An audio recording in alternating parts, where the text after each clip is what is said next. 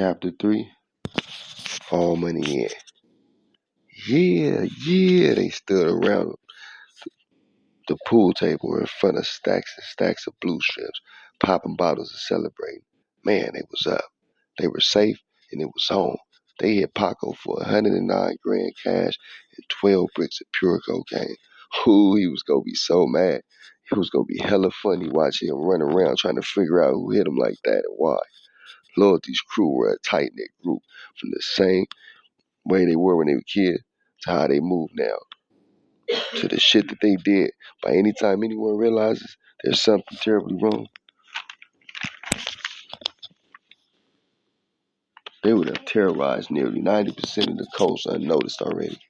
Fly had a cool little nest egg, laid aside, 78,000 cash, 2 bricks and 3 pistols. Plus the nigga had a bunch of jewelry, cool shit too, men's and women's. 187,000 total, 14 bricks and jewelry. We split up the dough in jewels, then hid the bricks in this little bunker we had built down under the garage, where we had all stored various weapons and ammo, gloves, flex cuffs, and black gear. Hey, Stormy said, flopping down on the couch next to Loyalty, smelling like apples and peaches. Laying back, she kicked up her beautifully pedicured feet in Loyalty's lap. Hey, Ma, you just came from the front house, honey, he asked her. Yeah, I had to shower and clean up, she said as she reached over to the crystal table and scooped up a French tip full of coke and snorted it up her nose, then repeated the process and held it out her pinky for Loyalty, who gladly leaned over and blasted off himself. Thanks, Ma. You know it, she said, leaning her head against the armrest and watching Loyalty. What's wrong? She said, squinting her eyes at him. Why you say that, Ma? Because I know you. You've been unusually quiet since we picked you up this morning. Yeah, I second that, Apple said, followed by yeps and head nods from the rest of the pack. Damn, and y'all just now checking on me to see if a nigga okay? What if I'd have been over here contemplating suicide? Shit, well then you'd probably be dead already, nigga. Meaning said, receiving booze and stuffed animals. Threw at her for a stupid remark. Hey, what'd I say? I'm just saying, Loyalty, we're a family. If you don't let us know what's going on with you, then how the fuck we supposed to be able to be there for each other? You know she has a point, Stormy said, pressing her feet down on Loyalty's crouch. Ouch, okay, damn, Ma. Tell us what's wrong then, Stormy said, ready to apply more pressure. I don't know. It's my mother, man. Something she said to me this morning has my head scattered with questions about what? Mina asked softly. About my dad. As you all know, my birthday is coming up in a couple of weeks. Yeah, everybody cheered and whispered. Of course we know that. It's going to be the most livest motherfucking event on the West Coast too, baby. Watch. We're going all out for you, my nigga, on this one, bros. They excitedly raved back and forth. Okay. And Stormy asked, what about Uncle BJ? I don't know. True, he said, using his mother's nickname. Told me that he left something for me before he died that I'm supposed to get on my birthday. Wait, what? Mina said. Why now? Yeah, that's what I said, Loyalty responded. Okay, so Apple said, pulling on her blunt. So that's when True kicked me out the house shit this morning, avoiding my questions. Okay, that's weird, Mina said. Tell me about it, Loyalty agreed. Well, maybe it's a surprise, Macy said. 18 must have been when he felt you'd be ready to receive this said prize. Wow, you sound just like my mother. What do you think? It is, Apple asked. Me, Loyalty said,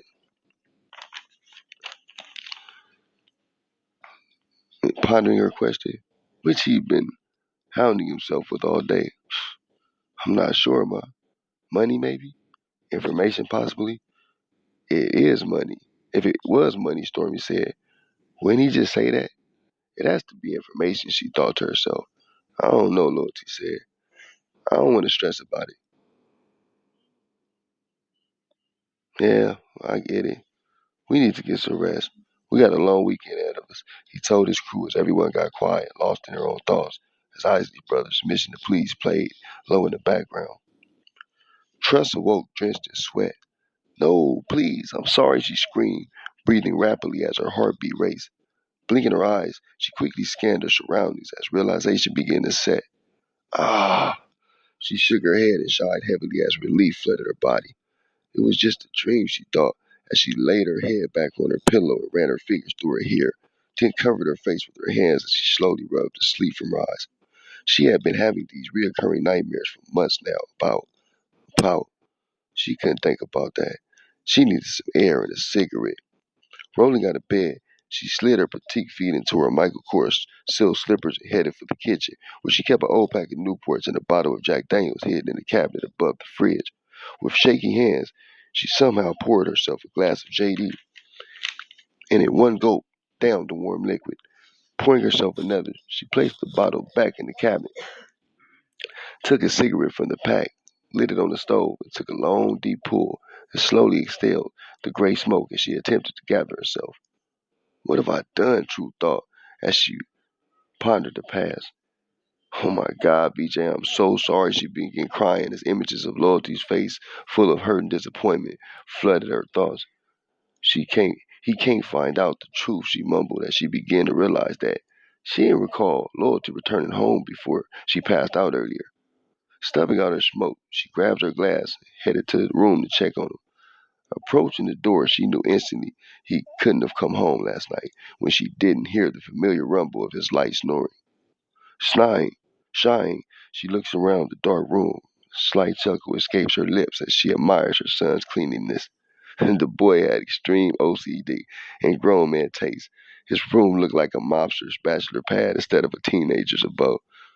Where most kids his age had pictures of half-naked bitches and cannabis plants decorating the wall, his was draped with Scarface, Kobe Bryant, and Nipsey Hussle pages.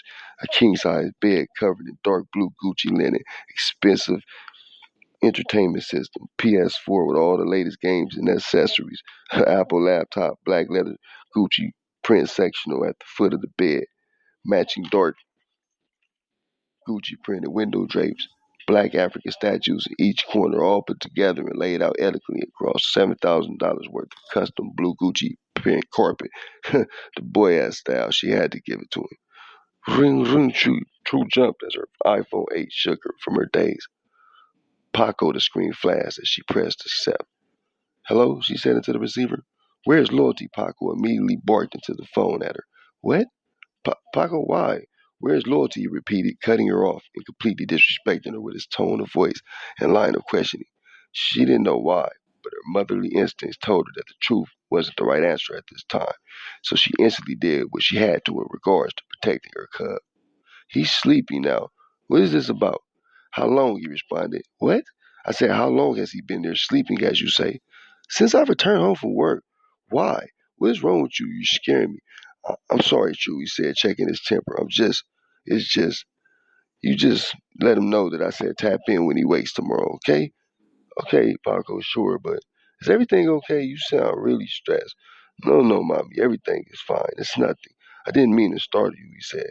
I have to go, he quickly stated before hanging up in her ear. What the fuck was that, she wondered. Something was up. And where the hell was Loyalty, she wondered as she felt a slight breeze run up her arm and realized that the boy had left the damn window open again. Stepping over to the window, oh,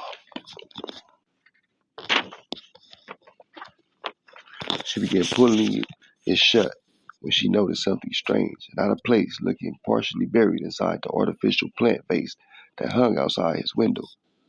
Digging inside the vase, she felt the cold, familiar steel and immediately recognized the chill it sent down her spine. It can't be, she thought, as she slowly pulled the small weapon from its shallow grave.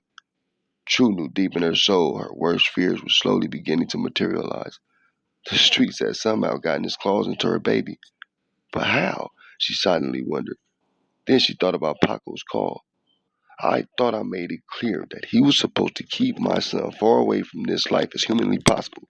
He's not 18 yet. He's technically still my baby boy, she heatedly hissed as she checked the clip inside the 380. 3 bullets, she thought, as she angrily reinserted the magazine and carefully replaced everything the way she had found it. She would find out what the fuck was going on with her boy, and she was going to have a little talk with Paco ass later. Paco, baby, calm down. Come back to bed, Liliana attempted to lure him to lie down so she could get him to relax. Whatever had him pissed made him a pain to be around. She hated when he got like this. Usually means somebody dies. Look at this shit, Lily. What the fuck is going on around me? I got motherfuckers stealing from me, killing my fucking soldiers. What the hell is this? Who the hell is this? I want to know so I can personally wrap my hands around their fucking throats and squeeze the life out of them. I don't know, baby, but getting your blood pressure up isn't going to help the situation now, is it? She said, waving him over to the bed. Come now, relax. Use your brain, not your emotions. Think, who would have done something so reckless, so dangerous? Only the desperate motherfucker who had no desire to continue living would cross you. Maybe it's personal and not resources. I don't know. I don't know what I'm saying. Just something to go off of, Lily stated. No, baby. You're right. I have to look at this from all angles. Like, maybe I'm getting old and I'm not the only one that's noticed. Yeah, maybe they think I'm getting soft, he said, getting himself worked up again. Where the fuck is loyalty? I need loyalty. Motherfuckers' heads is gonna roll for this shit right here, he thought. He was gonna send a message. It was time to let the dogs out the cage. He needed loyalty to wake his ass up so he can get some answers. Beep beep, beep beep, beep beep. Loyalty quickly opened his eyes and scanned the room till his sights landed on the flashing red dot on the laptop screen.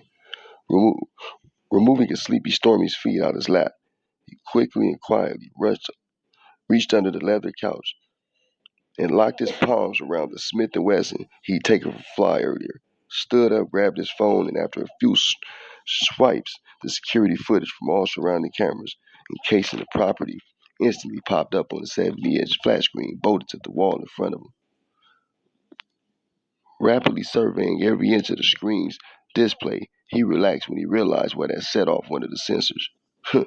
Bacon, their beautiful German Shepherd ex-police dog who Mina stole from a canine officer a while back on one of their crazy-ass capers.